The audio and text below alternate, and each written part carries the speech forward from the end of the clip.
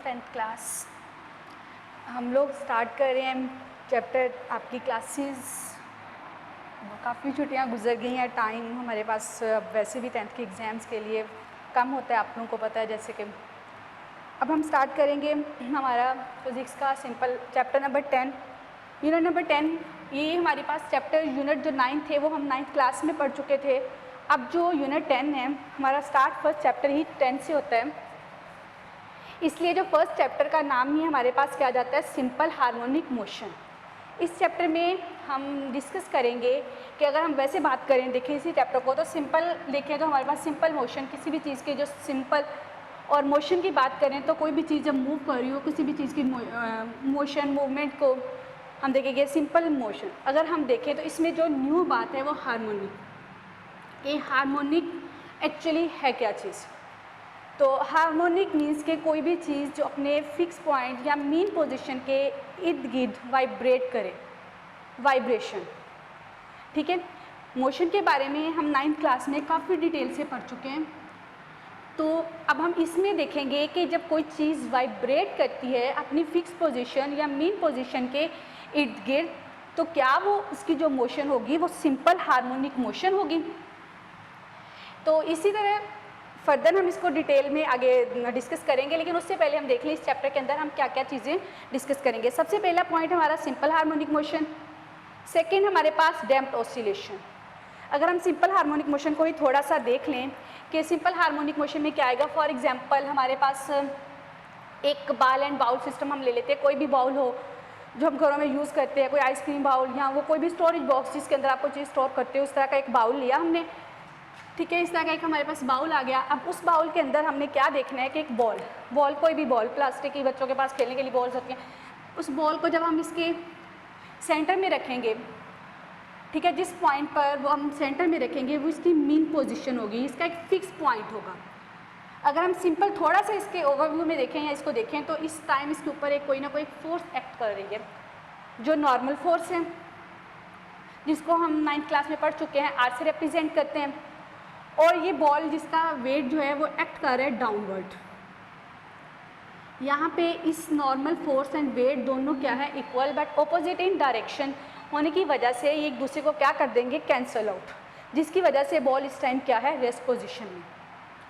जैसे ही हम बॉल को, ये इसका ए पर पोजीशन, ये इसकी सेकेंड, जैसे ही हम बॉल को यहाँ से हटा के यहाँ पर लेके जाएंगे पोजीशन ए पर, तो बॉल के अंदर पोजीशन ए तक लेके जाने के लिए हमारे पास इसके अंदर एक फोर्स स्टोर होगी जिसको हम रिस्टोरिंग फोर्स कहेंगे। रिस्टोरिंग फोर्स जो होगी इसके अंदर स्टोर, जैसे ही हम बॉल को छोड़ेंगे, बॉल क्या करेगी, मूव करते हुए अपनी पोजीशन, एक्सट्रीम पोजीशन बी पे चली जाएगी। बी पे क्या करेगी, कुछ सेकंड के लिए रुकेगी, कुछ नैनो सेकंड लेगी। कोई भी चीज़ जब पीक पोजीशन पे जाती है वो कुछ सेकंड के लिए वो वहाँ पे स्टॉप करती है, कुछ सेकंड, चाहे वो सेकंड नैनो सेकंड्स हों, लेकिन वो स्टॉप होगी और वापस क्या करेगी, अपनी फिर पोजीशन ए की तरफ चली जाएगी। अब कंटिन्यूसली वो ए से बी की तरफ क्या करती रहेगी, मूव करती रहेगी टुवर्ड द मीन पोजीशन, अपने सेंटर पे नहीं रुकेगी। इस तरह की जो मोशन होगी उसको हम सिंपल हार्मोनिक मोशन कहेंगे। डैम्प्ड ऑसिलेशन इसका सेकंड पॉइंट है, डैम्प्ड ऑसिलेशन। डैम्प्ड ऑसिलेशन में अगर हम ऑसिलेशन की बात करें तो वाइब्रेशन ही है। किसी भी चीज़ की, किसी भी बॉडी के अंदर जो वाइब्रेशन, मोशन की वजह से वाइब्रेशन प्रोड्यूस हो रही है या वाइब्रेट कर रही है कोई भी बॉडी, तो उसका सेकंड नाम क्या कहते हैं, हम उसको ऑसिलेशन भी कहते हैं। लेकिन अगर हम डैम्प की बात करें तो डैम्प ऑसिलेशन में हम क्या देखेंगे कि vibration to and fro motion भी कह सकते हैं, अप एंड डाउन भी कह सकते हैं। अप एंड डाउन किसी भी चीज़ के अंदर जो प्रोड्यूस होगी वो आहिस्ता आहिस्ता डैम्प ऑसिलेशन क्या होगी, मोशन पर कम होना स्टार्ट हो जाएगी। एक पॉइंट ऐसा आएगा जब जो इसके अंदर up and down waves produce हो रही हैं वो कम होना स्टार्ट हो जाएगी। इस तरह की जो मोशन होगी किसी भी चीज़ के अंदर हम उसको डैम्प ऑसिलेशन कहेंगे। थर्ड पॉइंट इसमें आ जाता है हमारे पास वेव। एक्चुअली अगर हम इसकी बात करें तो ये एक वेव है, ठीक है, ये देखिए हमारे पास एक वेव आ जाती है। हम यहाँ पे वेव के अपर पार्ट को हम इसका क्रस्ट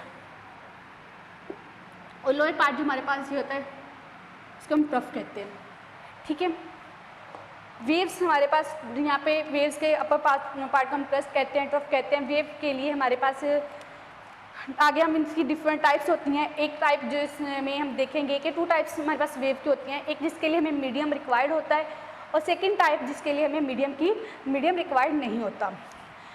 तो ऐसी वेव्स जैसे फॉर एग्जांपल जिनके लिए हमें मीडियम रिक्वायर्ड होता है, अगर हम बोल रहे हैं तो हमारी आवाज़ जो है, साउंड है, उसको ट्रैवल करने के लिए from one place to another किसी न किसी मीडियम की ज़रूरत होती है। और अगर हम यहाँ पे बात करें हमारी जो साउंड है वो ट्रैवल कर रहा है, वहाँ पे कौन सा मीडियम है, तो वहाँ पे मौजूद मीडियम जो है एयर है। एयर प्रेजेंट होगी तो साउंड जो होगा वो one place to another क्या करेगा, ट्रैवल करेगा। अगर मीडियम नहीं प्रेजेंट होगा तो साउंड जो है वो ट्रैवल नहीं करेगा। तो जो 2 टाइप्स वेव्स हैं, मतलब एक के लिए हमें मीडियम चाहिए और एन अदर जो है उसके लिए हमें मीडियम नहीं चाहिए। ठीक है, एन अदर मीडियम जिसके लिए नहीं चाहिए, फॉर 9th क्लास में आपने लास्ट चैप्टर पढ़ा था रेडिएशंस, उसमें हमने डिटेल से पढ़ा था कुछ जो सन रेडिएशंस है, ये सनलाइट की जितनी भी रेडिएशंस हैं जो अर्थ तक ट्रैवल करके आती हैं, उन्हें किसी भी मीडियम, उनके लिए मतलब मीडियम रिक्वायर्ड नहीं होता।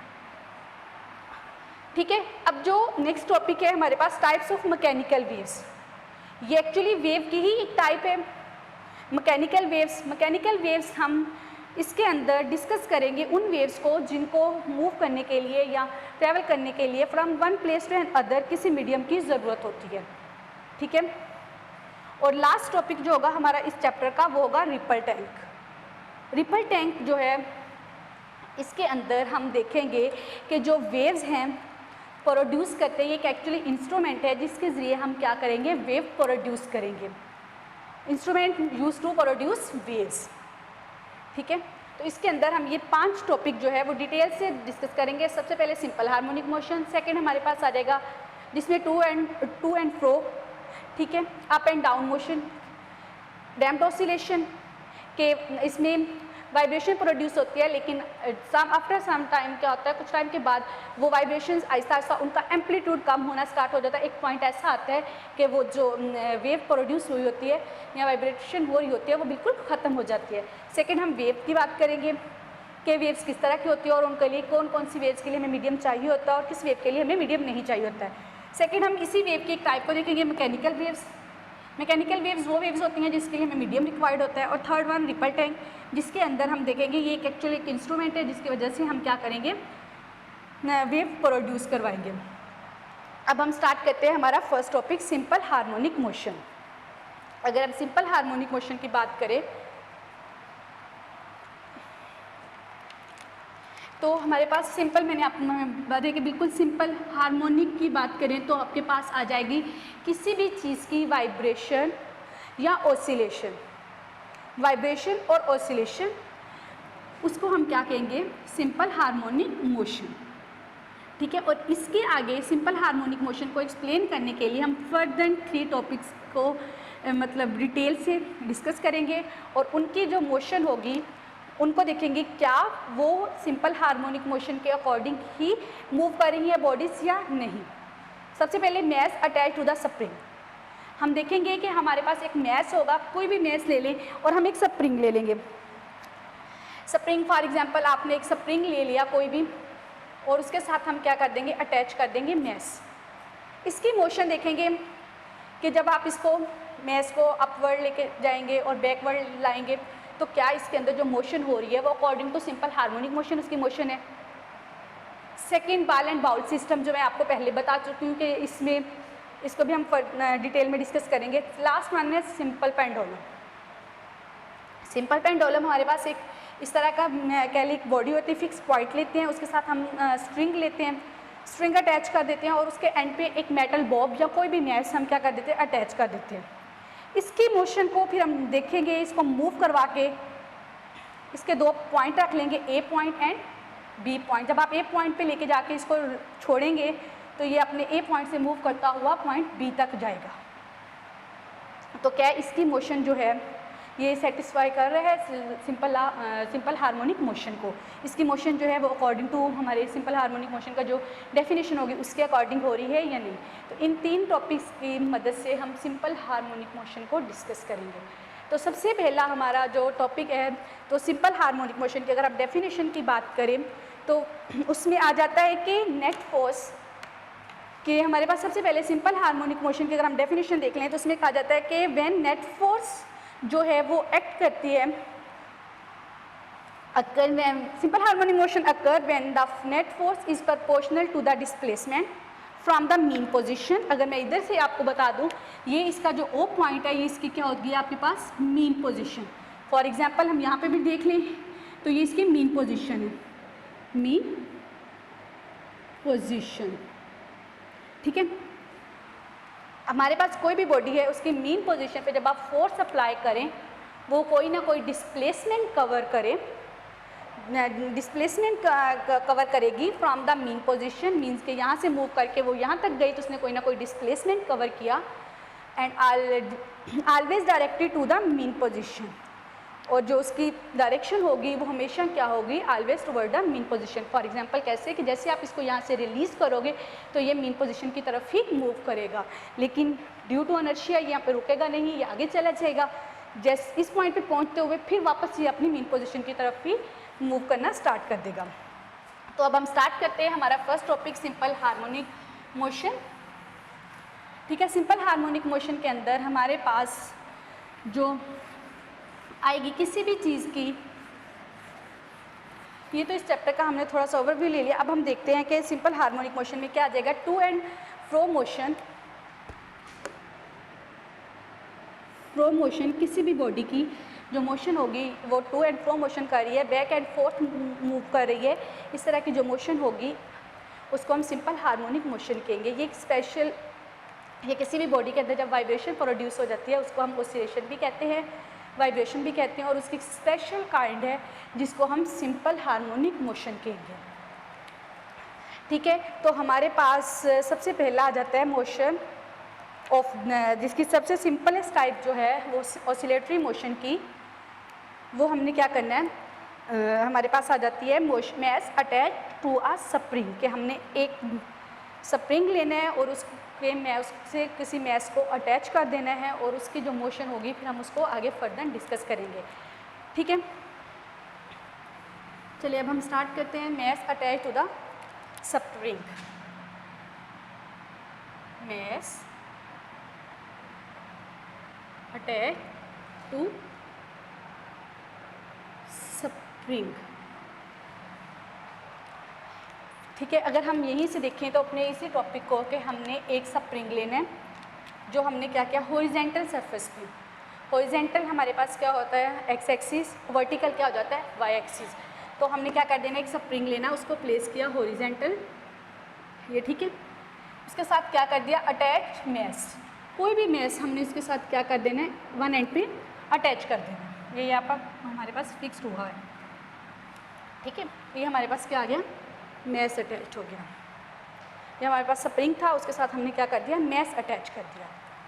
अब हमने जब मैस अटैच करना है तो मैस अटैच करने के बाद इस टाइम अगर हम देखेंगे तो ये जिस पॉइंट पर है ये इसकी मीन पोजीशन है ओ, ये इसका फिक्स पॉइंट है। इस time mass and spring both are in rest position, ये इसके मीन पोजीशन है।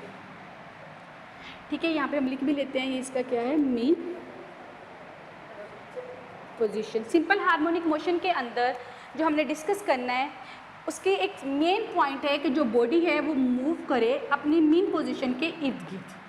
अगर कोई भी बॉडी अपनी मीन पोजीशन के आगे पीछे या अप एंड डाउन मूव नहीं करेगी, उसकी जो मोशन होगी वो कभी भी सिंपल हार्मोनिक मोशन नहीं होगी। ठीक है, तो अब हमने क्या किया, एक सिंपल स्प्रिंग लिया, उसको मैस के साथ अटैच कर दिया। अब हमने इसकी जो मोशन है उसको फर्दर डिस्कस करते हैं। अब हमने देखा था कि जब इस टाइम तो रेस्ट पे इसमें कोई भी चीज़ एक्ट नहीं करी। फॉर एग्जांपल हमने इसका दोबारा एक लिया,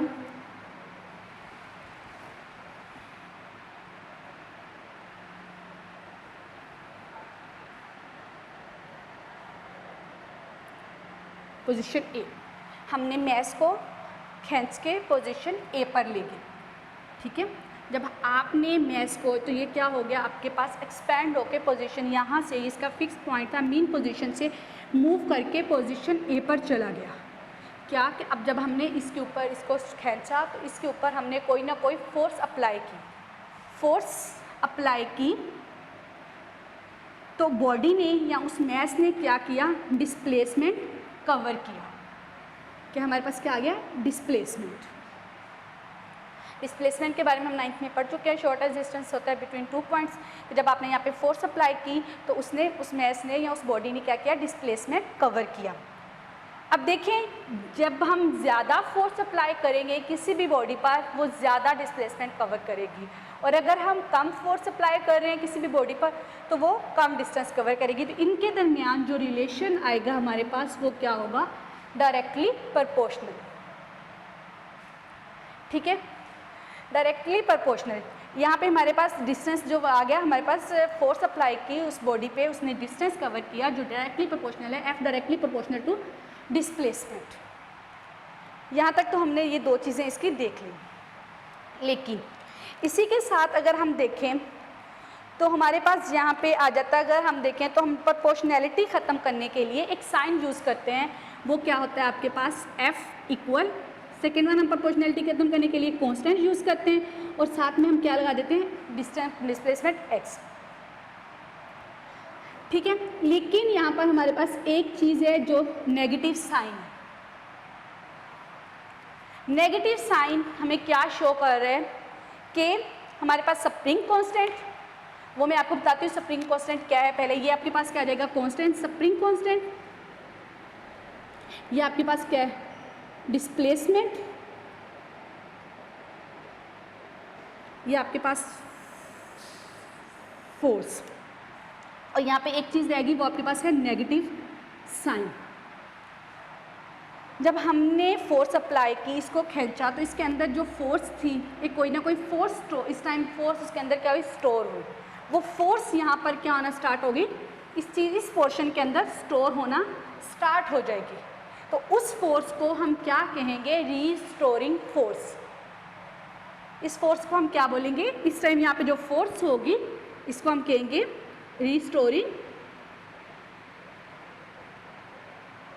रिस्टोरिंग फोर्स।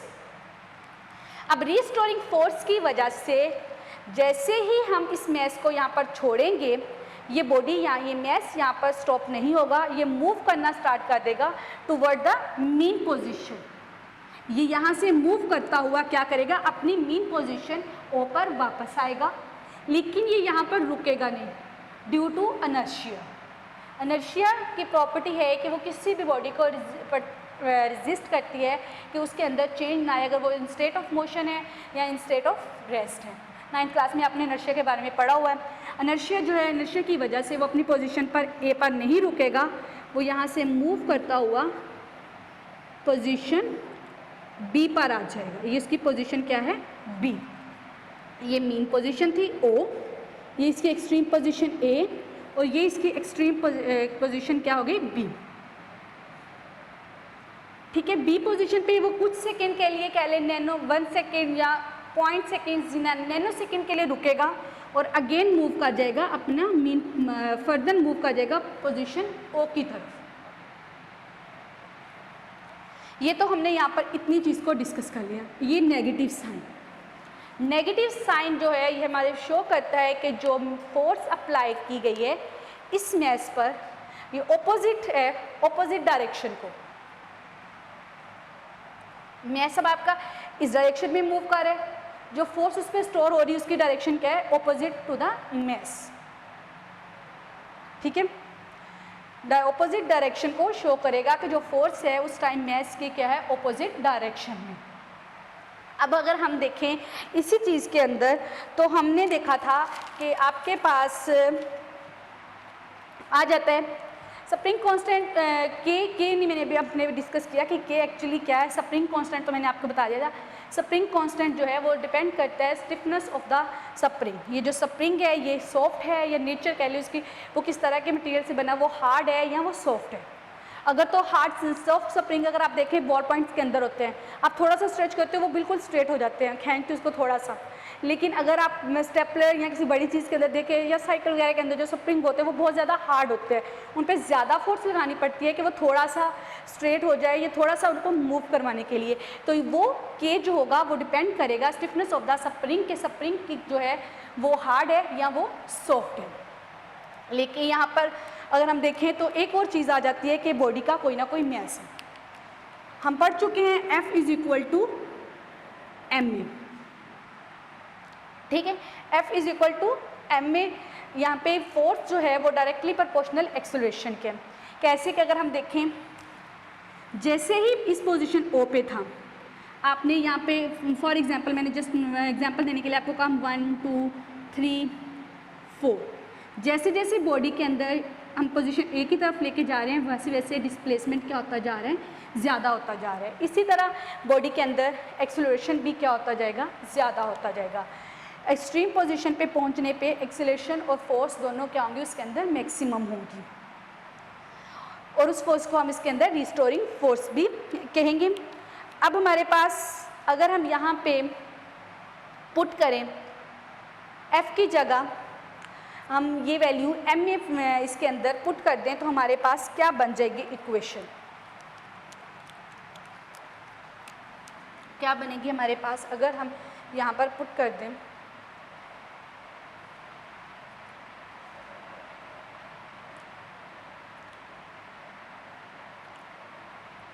K/X। अगर हमें यहाँ पर फाइंड आउट करना हो कि इस स्प्रिंग कांस्टेंट की वैल्यू फाइंड आउट करनी हो, जो स्टिफनेस स्प्रिंग कांस्टेंट है वो कितना है, तो हम K को इस साइड पर रहने देंगे M/X माइनस।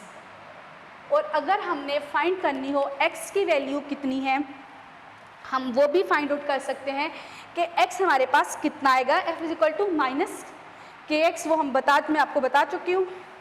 एक्सेलरेशन अगर हमने फाइंड करना हो सिंपल, तो एक्सेलरेशन के लिए हम क्या करेंगे, ये तो हमने था स्प्रिंग कांस्टेंट, अगर इसी में से एक्सेलरेशन फाइंड करना हो, ए आपका इधर आ गया माइनस KX/M, ठीक है। यहाँ पे अगर हम देखें तो ये इसी चीज़ पे अगर हमने जब फोर्स अप्लाई की डायरेक्टली प्रोपोर्शनल होता है, तो यहाँ पर हमने हुक्स लॉ अप्लाई किया। हुक्स लॉ के बारे में हम जब 9th क्लास में पढ़ चुके थे कि जितना स्ट्रेस अप्लाई करेंगे उतना ही बॉडी के अंदर क्या होगा, स्ट्रेन प्रोड्यूस होगा। तो यहाँ पे यही बात हो रही है कि जितनी फोर्स अप्लाई करोगे बॉडी उतनी ही क्या होगी, डिस्प्लेसमेंट कवर करेगी। ये यहाँ तक तो हमारे पास एक जो पॉइंट है वो कंप्लीट हो जाता है। और सेकेंड हमारे पास जो है कि एक चीज़ और कि जितना ज़्यादा फोर्स है वो जब इक्वल है डायरेक्टली प्रोपोर्शनल एक्सेलरेशन के फोर्स ज़्यादा होगी तो एक्सेलरेशन ज़्यादा होगा, तो हमारे पास जो एक्सेलरेशन आएगा वो भी डायरेक्टली प्रोपोर्शनल टू डिस्प्लेसमेंट के होगा। ये हमारे पास यहाँ पे पॉइंट जो है वो कंप्लीट हो जाता है। इसका एंड पे हमने एक फार्मूला जनरलाइज करते हैं जिसमें हमने के की अगर वैल्यू फाइंड आउट करनी हो या हमने टाइम पीरियड फाइंड आउट करना हो कि इसने जितना भी यहाँ से बॉडी मूव करने के लिए इस पॉइंट तक गई या इस पॉइंट से मूव करके इस तक आई, उसने कितना टाइम कंज्यूम किया, तो उसके लिए हम एक फार्मूला यूज़ करेंगे